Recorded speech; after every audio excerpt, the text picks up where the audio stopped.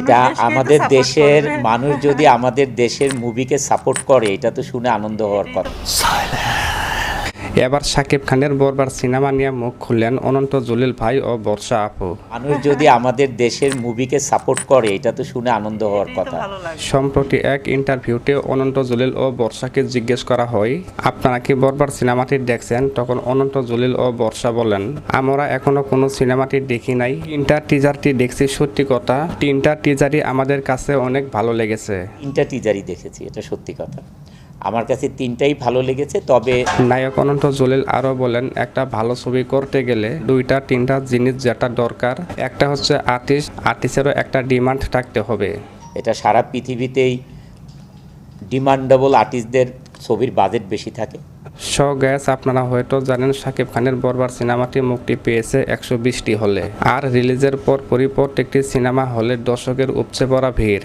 প্রথম দেখলাম অস্থির তামিল ফেল তুফান প্রিয়তমা কিচ্ছু না, ইতিহাসে বাতাস শাকিব খান সবসময় এক সেরা থাকবো। সাংবাদিক অনন্ত জলিলকে আরও বলেন, শাকিব খানের বরবার সিনেমাটি রিলিজ হওয়ার পরপরই প্রত্যেকটি সিনেপ্লেক্সের দর্শকদের অতিরিক্ত ভিড়।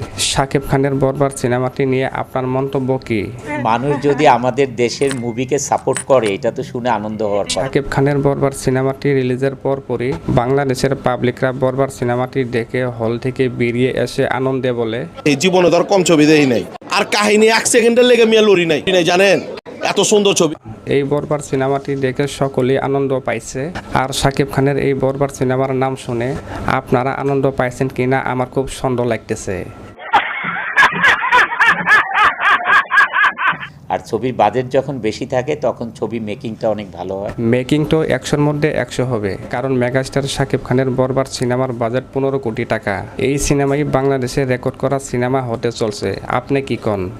আর তারপরে হচ্ছে যখন হলে মানুষ ছবি দেখে তখন মানুষ অবশ্যই গল্পের নির্ভর উপর ছবি দেখার পছন্দ করে, তাই তো?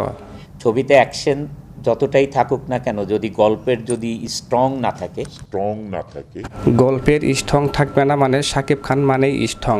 এই শাকিব ভাই, বরবার সিনেমার একটা ডায়লগ দেন তো অনন্ত জলিল ভাই শুনুক।